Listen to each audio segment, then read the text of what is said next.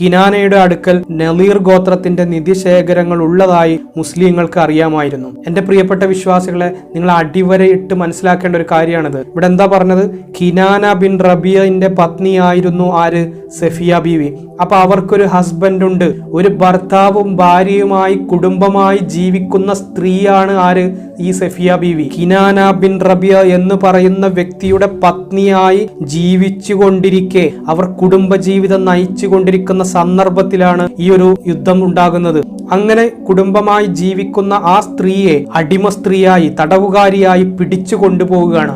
ഈ ബനു നളീർ എന്ന് പറയുന്ന ഗോത്രത്തിന്റെ തലവനായ ഹുയയ്യിബ്നു അഖ്തബിന്റെ പുത്രിയാണ് ഈ സഫിയ ബീവി. അതുപോലെ തന്നെ ഒരു വലിയ ബിസിനസ്സുകാരനായിട്ടുള്ള കിനാന ബിൻ റബിയ എന്ന് പറയുന്ന വ്യക്തിയുടെ ഭാര്യയുമാണ്. അത്തരത്തിൽ അത്രയും ഭൗതികപരമായി ഉന്നതമായ രൂപത്തിൽ ജീവിതം നയിക്കുന്ന ഒരു കുടുംബമാണ് ഈ പറയുന്നത്. ആ കുടുംബത്തെയാണ് ആക്രമിച്ച് കീഴ്പ്പെടുത്തുന്നത്. ഈ കിനാന ബിൻ റബിയന്റെ അടുത്ത് ചെന്നിട്ട് ചോദിക്കുന്നത് എന്താണ്? റസൂലും സഹാബത്തും ചോദിക്കുന്നത് എന്താണ്? നിന്റെ അടുക്കൽ നിധി ശേഖരമുള്ളതായി ഞങ്ങൾക്കറിയാം. കിനാനയുടെ അടുത്ത് ചെന്നിട്ട് നീ മുസ്ലിം ആകൂ, ഇസ്ലാം സ്വീകരിക്കൂ, ഈ ലോകത്തിന്, ഈ മഹാപ്രപഞ്ചത്തിന് ഒരു സൃഷ്ടാവുണ്ട്, അതിനെ അറബിയിൽ അള്ളാഹ് എന്ന് വിളിക്കുന്നു, ആ അള്ളാഹുവിനെ കൂടാതെ നീ വേറെ ഒന്നിനെയും ആരാധിക്കരുത്, ആ അള്ളാഹുവിന്റെ പ്രവാചകനാണ് മുഹമ്മദ് നബി എന്ന തൗഹീദിന്റെ മന്ത്രം ഉച്ചരിച്ചു കൊടുക്കുകയല്ല ചെയ്യുന്നത്. കിനാനയുടെ അടുത്ത് ചെന്നിട്ട് ചോദിക്കുന്നത്, നിന്റെ അടുത്ത് നിധിശേഖരങ്ങൾ ഉള്ളതായിട്ട് ഞങ്ങൾക്കറിയാം, പ്രവാചകൻ അതേപ്പറ്റി അയാളോട് അന്വേഷിച്ചു. ആരാ ചോദിക്കുന്നത്? പ്രവാചകൻ.